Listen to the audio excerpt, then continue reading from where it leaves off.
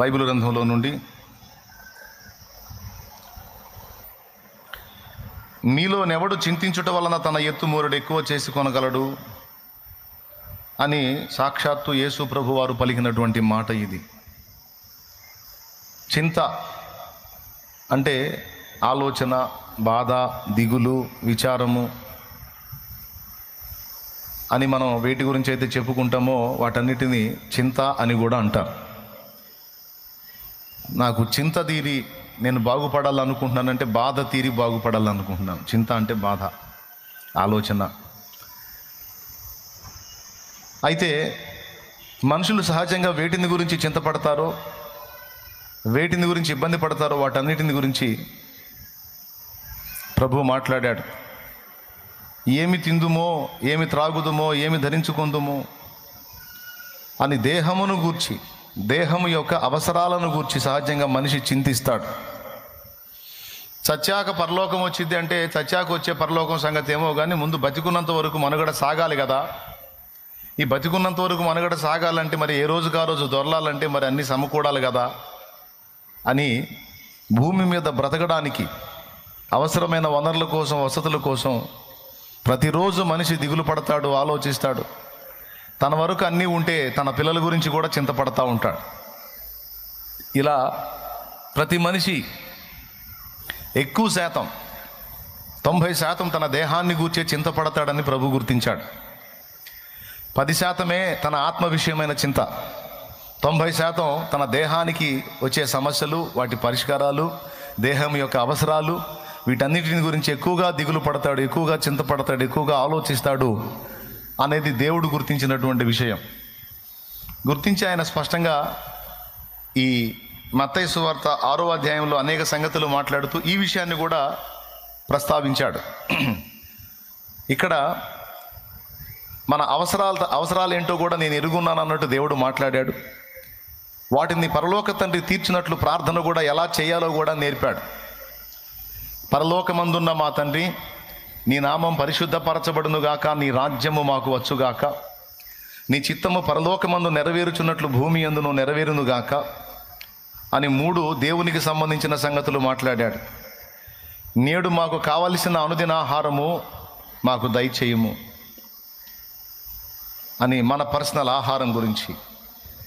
ఆహారం ఒక్కటే మన అవసరమా? మనకు వస్త్రాలు వద్దా? మనకి ఇంకా వేరే అవసరాలు ఏం లేవా? మనకి పేస్ట్ వద్దా, బ్రష్ వద్దా, షాంపూ వద్దా, ఏమండి కొబ్బరి నూనె వద్దా తలకు రాసుకోవడానికి, కరెంటు బిల్లు వద్దా? ఎన్ని అవసరాలు ఉన్నాయి? ఆ లిస్ట్ అంతా చెప్పకుండా నేడు మాకు కావలసిన అనుదిన ఆహారము నేడు మాకు దయచేయము. 4వది. 5వది, మా పట్ల అపరాధం చేసిన వారిని, మా రుణస్థులను మేము క్షమించున్న రీతి నీవు మా రుణములను క్షమించు. మమ్మల్ని శోధనలోనికి తేక దుష్టి నుండి, కీడు నుండి తప్పించు. ఎందుచేతనగా రాజ్యము, బలము, మహిమ, శక్తి సర్వం నిరంతరము నీవై ఉన్నవి తండ్రి. ఆమేన్. ప్రభు నేర్పినటువంటి ప్రార్థనలో చాలా విలువైనటువంటి విషయాలు ఉన్నాయి. కేవలం అన్ని ఆత్మ సంబంధమైనవే కాకుండా మన దేహానికి కావాల్సిన విషయాలను కూడా ప్రభు అడగమన్నాడు. అంటే మన దేహాన్ని గురించి కూడా, దేహం యొక్క అవసరాలను గురించి కూడా ప్రభు పట్టించుకుంటున్నాడు. కేవలం నేను ఆత్మకు మాత్రమే దేవుణ్ణి, ఆత్మ సంబంధమైన విషయాల్లోనే నేను పరిష్కారం ఇస్తాను, దేహ సంబంధమైన విషయాల్లో నేను పరిష్కారం ఇవ్వను అని ప్రభు మాట్లాడలా. ఆత్మ సంబంధమైన విషయాలతో పాటు శరీర సంబంధమైన సంగతులను గురించి కూడా నేను సమాధానం ఇస్తానని దేవుడు మాట్లాడాడు. మీరు అడగండి అని కూడా చెప్పాడు. నేడు మాకు కావాల్సిన అనుదిన ఆహారము నేడు మాకు దయచేయము అని ఓన్లీ ఆహారాన్ని గురించి ఎందుకు మాట్లాడా వేసాయి? నాకు డౌట్ వచ్చింది ఒకసారి. వస్త్రాలు కావాలి కదా, మరి ప్రతిరోజు జరగవలసిన కార్యక్రమాలు ఉన్నాయి కదా. ఈరోజు ఫ్యాన్ తిరగకపోతే మేము ఇంట్లో ఉండలేం కదా. కరెంటు కావాలి, లైట్ కావాలి, ఏమండి పేస్ట్ కావాలి, బ్రష్ కావాలి, షాంపూ కావాలి, తలకు పోసుకోవడానికి, తలకు రాసుకోవడానికి నూనె కావాలి, పిల్లల స్కూల్ ఫీజు కావాలి. ఇట్లా ఎన్ని సంగతులు ఉన్నాయి. ఇవన్నీ వదిలేసి మా ఆహారం మాకు దయచేయి ఈ రోజుకి, అది కూడా ఒక నెలకు అడగమన్నావా?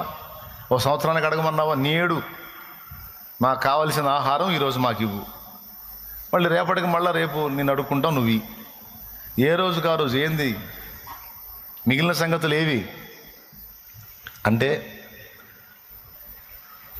ఎందుకు ఆహారం ప్రధానంగా అడగమన్నాడంటే ఆహారంతో పాటు అన్నీ మనకు లభిస్తాయి. అయితే అన్నిటికంటే ముఖ్యమైనది ఆహారం, తిండి, నీరు. ఎందుకంటే షాంపూ పెట్టి తలకు పోసుకోపోయినా ఇబ్బంది ఏం లేదు, కొబ్బరి నూనె తలకు రాసుకోపోయినా ఇబ్బంది ఏం లేదు, కానీ కడుపుకు అంత ఆహారం లేకపోతే మాత్రం అయిపోయినట్టే మన పని. అన్నిటికంటే ముఖ్యమైనది శరీరం జీవించడానికి అవసరమైనది ఆహారం, నీరు. ఏది ప్రధానమైందో దాన్ని ఎత్తాడు. ఆహారం మనం అడిగినప్పుడు ఆహారం ఇచ్చే దేవుడు ఆహారంతో పాటు ఆహారం ఒకటే కాదు, వస్త్రము మిగిలినవి కూడా ఇస్తాడని పక్క పేరాలో మాట్లాడాడు. ప్రార్థనలోనేమో ఆహారం ప్రస్తావన తీసుకొచ్చి పక్క పేరాలో మీకు అక్కరగానున్నవేవో మీ పరలోకపు తండ్రికి ముందే తెలియను అన్నాడు. నువ్వు రోగివైతే నీకు కావలసిన మందులు ఎంత ఖర్చు అయిద్దో, ఏ మందులు నీకు ఉపయోగపడతాయో దేవునికి తెలుసు. అందుకే ప్రపంచంలో మానవ జాతితో పాటు జంతు జాతి, పక్షి జాతి, జలచరాలతో పాటు మొక్కలను కూడా ఇచ్చాడు, ఔషధి గుణాలు కలిగిన మొక్కల్ని. రకరకాలుగా మనం అనుభవించేటువంటి రకరకాల వ్యాధులకు ప్రయోజనకరంగా రకరకాల మూలికలను, ఆకులను, చెట్లను, అనేక రకాల బెరడోల్ని మనకు అందుబాటులో తీసుకొచ్చాడు. ఈరోజు మనం ఉపయోగించేవన్నీ కూడా చెట్ల నుండి వచ్చినవే. హోమియో అయినా, ఆయుర్వేదమైన, అలోపతి వైద్యమైన, ఏదైనా సరే ఎక్కువ శాతం చెట్ల నుండి వచ్చినటువంటి వాటి నుంచే మందు తయారవుతుంది.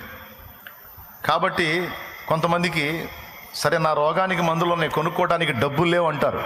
స్తోత్రం చెప్పండి, గట్టిగా చెప్పాలి, ఇంకోసారి చెప్పాలి. దేవుడు అంటాడు, మందుని ఇచ్చిన నేను కొనుక్కోవడానికి డబ్బులు కూడా ఏర్పాటు చేస్తాను. మీకు అక్కరగానున్నవేవో మీ పరలోకపు తండ్రికి ముందే తెలియను అనే మాట మీరు రౌండ్ కొట్టాలి.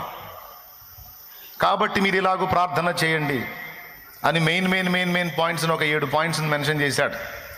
పక్క పేరాల్లో చెప్పాడు, వస్త్రాలను గూర్చి ఏమి తిందుమా, ఏమి త్రాగుదుమా, ఏమి ధరించుకుందుమా అని, తిండిని గురించి, నీటిని గురించి, వస్త్రాలను గురించి మీరు విచారించొద్దు. ఇవన్నీ మీకు కావాలి. ముఖ్యంగా నన్ను ఎరిగిన స్థితిలో ఉన్న మీరు పొరపాటును కూడా వీటి గురించి కలత చెందాల్సిన అవసరం లేదు, నేను చూసుకుంటాను. వాటి గురించి ఎవరైనా బాధ పెడితే వాళ్ళందరినీ అన్యజనులు అన్నాడు. అన్యజనులు వీటన్నిటి గురించి విచారిస్తారు, అవిశ్వాసులు వాటి గురించి విచారిస్తారు. నువ్వు నా యందు విశ్వాసం ఉంచావు, నువ్వు నా బిడ్డవి, మరి ముఖ్యంగా నీ విషయంలో నేను పట్టించుకుంటాను, కాబట్టి నువ్వు దాని గురించి చింతపడొద్దు అని మాట్లాడాడు.